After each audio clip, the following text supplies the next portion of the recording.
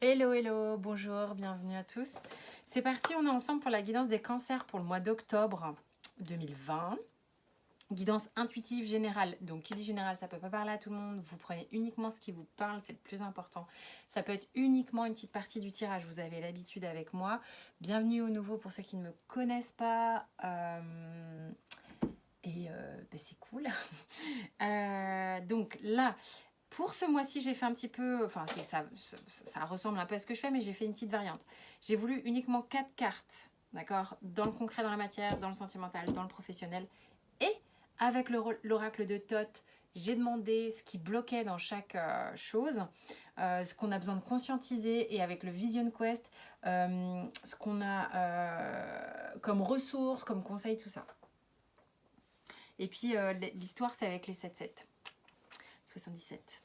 Bon, je vous montre les cartes. Donc, si ça ne vous parle pas, faut changer de chaîne. Si changer de chaîne, changer de tirage, que vous voulez, vous pouvez regarder évidemment votre signe lunaire ou solaire. Bah, solaire, c'est celui-là en général. Ou l'ascendant que vous retrouvez dans le taroscope. Pour les guidances privées et perso, vous avez mes coordonnées sous la vidéo. Voilà, ça c'était un peu speed, c'était la présentation. Maintenant, on va aller regarder les cartes.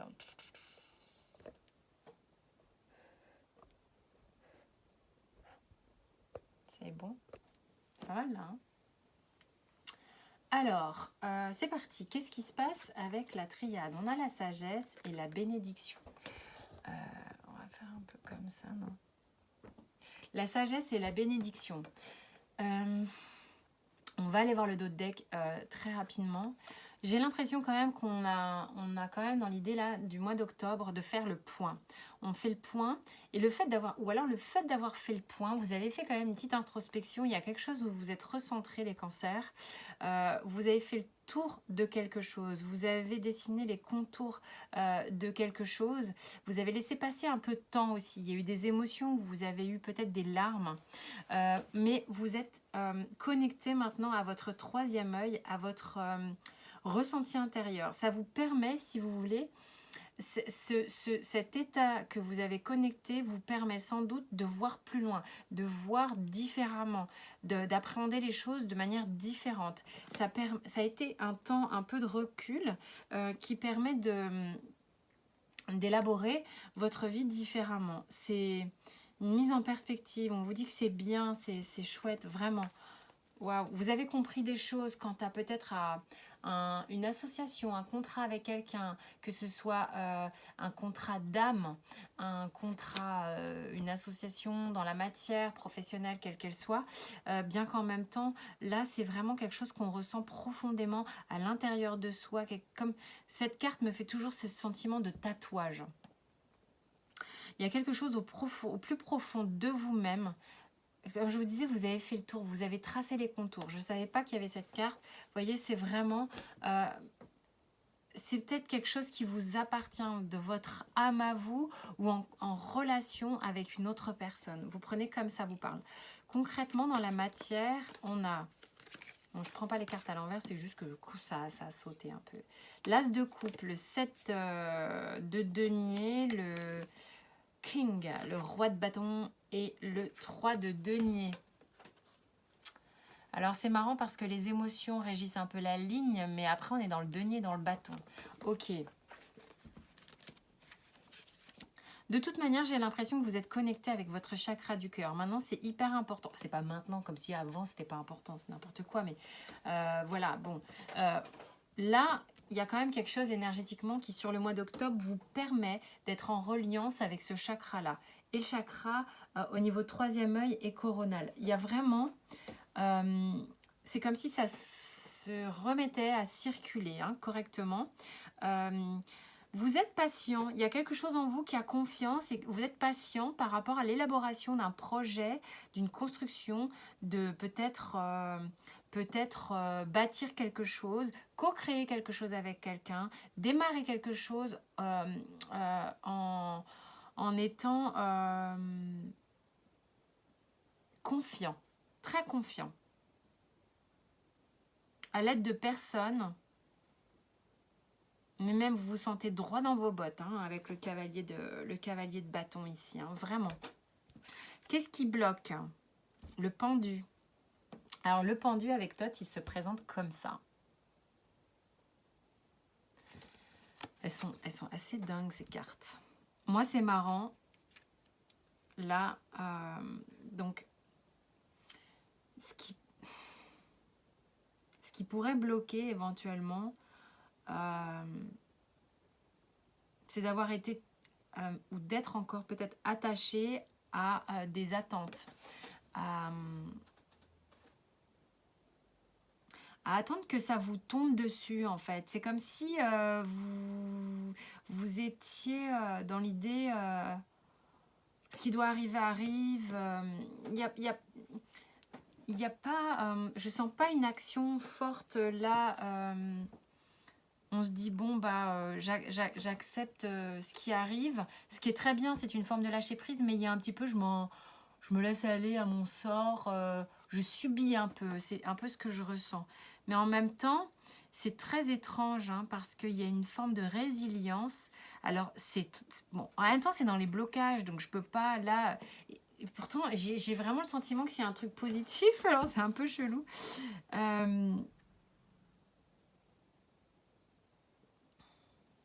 Alors, ok. Attention, pour ceux qui ont cette habitude de prendre des épreuves de vie avec sagesse, c'est très bien. De toujours être dans la résilience. Attention à l'excès de ça, parce que vous pouvez vous oublier aussi en étant comme ça. C'est vraiment ce que j'ai là, ce que je ressens. On vous dit, alors c'est très drôle, ça me donne un peu la nausée. Mère de l'eau, compassion. Et là vraiment, ok, je comprends maintenant là ce qu'on me raconte. Ce qu'on vous dit, c'est que la première chose, la première compassion qu'il faut avoir, c'est vis-à-vis de vous-même. Arrêtez d'être en permanence en train d'excuser le monde entier d'être comme il est et d'accepter. C'est très bien d'accepter les gens tels qu'ils sont, bien sûr, mais est-ce que vous faites la même chose de vous? C'est un peu ce qu'il y a là. Voilà, ok, bon, ça parlera à certains, pas à tout le monde. Encore une fois, c'est hyper important de faire le tri. Sans compter que je peux dire aussi enfin, bon, bref, hein, des conneries. Non, mais il y en a forcément à qui ça parlera, ok? Même si c'est une personne, ça sera pour une personne. Donc, si ça ne vous parle pas, c'est pas grave. On part au sentimental. 10 de coupe, 10 d'épée, allons-y. On a une bonne petite dualité. Le 9 de denier et l'arcane sans nom. Vous avez vu un peu les ascenseurs émotionnels qu'on se tape là? Bon.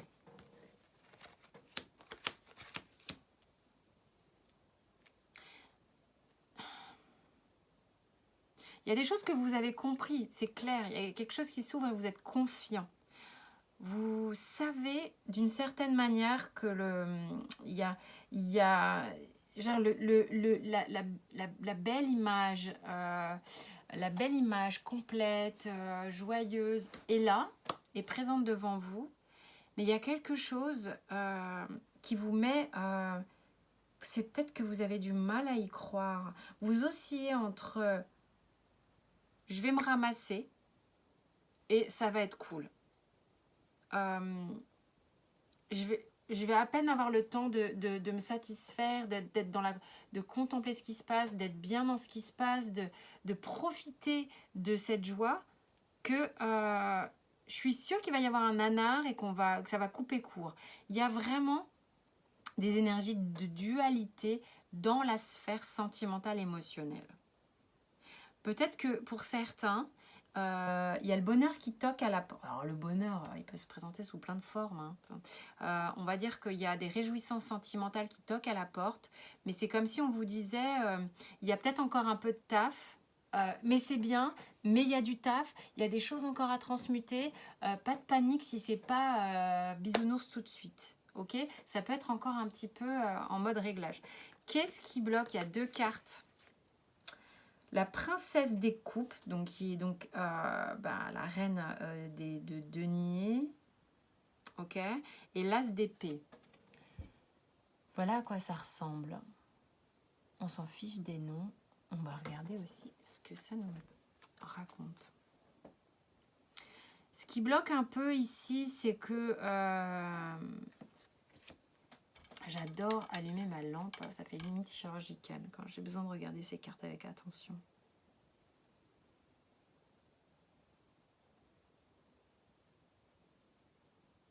J'ai l'impression qu'on ouvre la boîte de Pandore. Il y a quelque chose chez vous, quand on ouvre, quand on vous ouvre, ça vous fait flipper. Hein. Vous avez l'impression que le courant d'air va vous emporter. Vous avez l'impression que...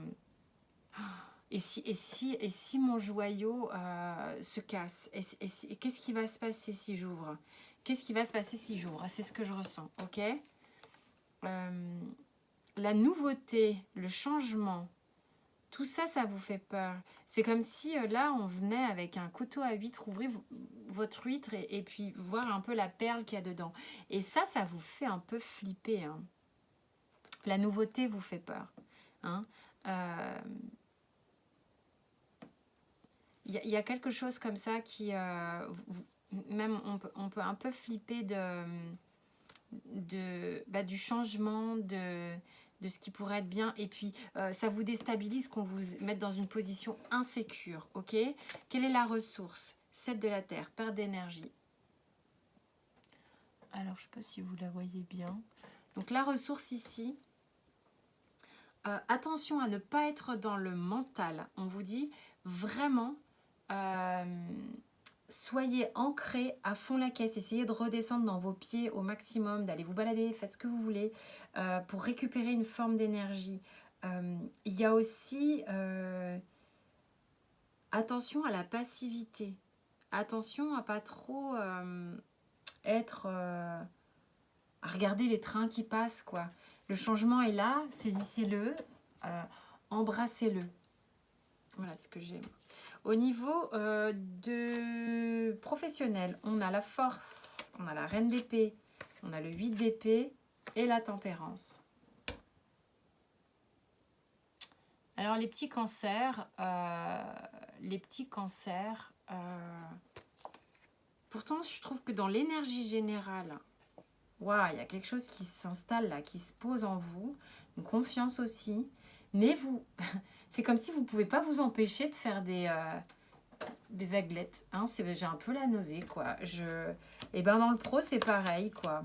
Un coup, on essaye de... C'est comme une petite lutte interne, j'entends,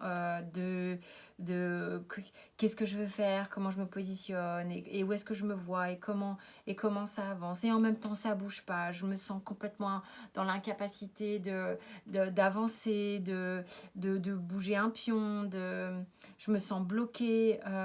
Mais bon, c'est pas grave, je vais essayer d'harmoniser. Hein. J'ai quand même 2 cartes, la force et la tempérance, qui essaye d'harmoniser une espèce de petite tempête interne, une tempête de j'ai envie de me positionner, mais merde, je sais pas quoi faire, je sais pas comment m'y prendre, je me sens bloquée.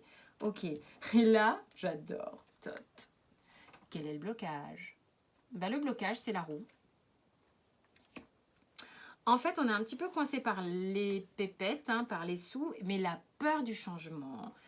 Ah, mais il y a un truc là, vous avez un peu peur du changement en octobre. Et la ressource, c'est quoi? Le 7 de l'air. Futilité. J'adore les noms des cartes, mon Dieu. Le 7 de l'air, ici, c'est...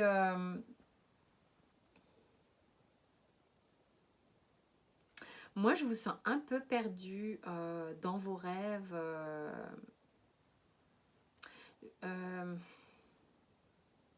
Comme si c'était... En fait, vous ne savez pas trop... c'est quoi le choix entre être dans quelque chose de très carré, très dans la matière, comme un boulot inébranlable, et puis en même temps vous avez des envies d'ailleurs qui n'ont rien à voir avec la choucroute, qui seraient peut-être même très spirituelles pour certains. Et ça vous paraît complètement inaccessible. Du coup, il y a une tempête interne. Et en même temps, on vous dit, mais le plus important là-dedans, c'est d'aller accéder à cette énergie que vous avez sur octobre pour justement un peu faire le tri. Ça vous empêchera de faire des up and down comme ça. Parce que regardez, vous avez l'eau avec le Béline. Alors, ça tangue un peu là au niveau émotionnel. Vous êtes en train d'aller visiter des choses de vous-même. Il y a des choses qui se posent. Alors ok, peut-être accepter un peu que ça tangue.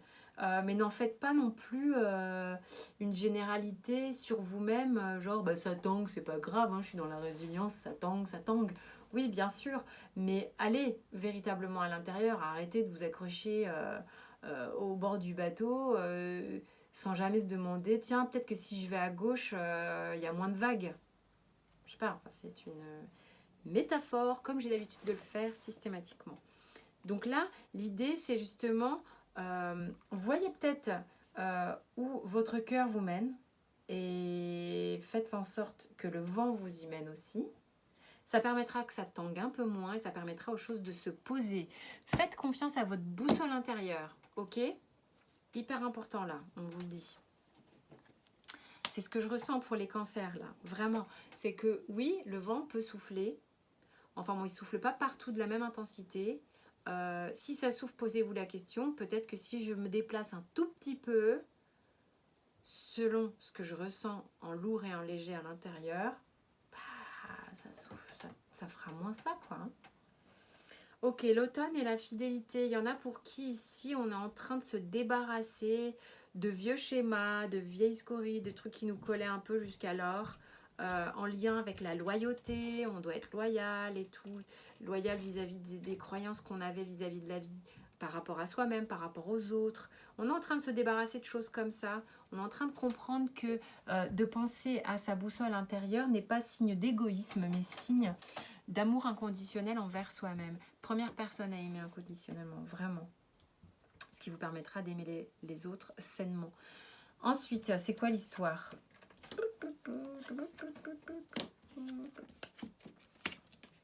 Alors, il y a une idée de voyage. C'est le moment, on me dit, c'est le moment de faire le voyage pour aller voir aussi ces dépendances, là où ça fait mal, là où ça fait mal, là où ça vous tourne boule et en même temps ça va vous permettre, si vous voulez, d'aller véritablement fusionner avec vous-même pour peut-être vous permettre de fusionner davantage avec quelqu'un d'autre aussi. Ok, vous avez besoin d'aller visiter, c'est vraiment le moment d'aller visiter ces zones-là de dépendance, peut-être de dépendance à des schémas de je suis la personne qui sait prendre sur elle, je suis capable de gérer, alors je vais gérer, je vais prendre la misère du monde sur moi, c'est pas grave. Non, ça marche pas. Vous allez voir aussi que ce schéma-là est en train d'être guéri. On est en train d'aller voir un peu ces ascenseurs émotionnels. On les met dans la boucle, on les met dans la machine à laver pour les laver. On est en train de laver un peu son linge là. Ça va vous permettre véritablement de vous recentrer, faire une forme de paix. Il y a quelque chose qui s'harmonise, qui s'équilibre véritablement avec vous-même ou avec un alter ego et ça va permettre une vraie transformation. On vous dit ici avec le surrender de faire confiance à votre intuition. Abandonnez-vous totalement à votre intuition, ok ? Faites vraiment attention aux signes, aux flashs, à ce que vous entendez, à ces ressentis qui sont à l'intérieur de vous, qui vous guident. C'est vraiment le message du surrender. Voilà, pensez éventuellement à votre ascendant, votre signe lunaire que vous retrouvez dans le taroscope. Sentez-vous libre de vous abonner, de liker, de partager, de commenter. C'est un vrai plaisir pour moi.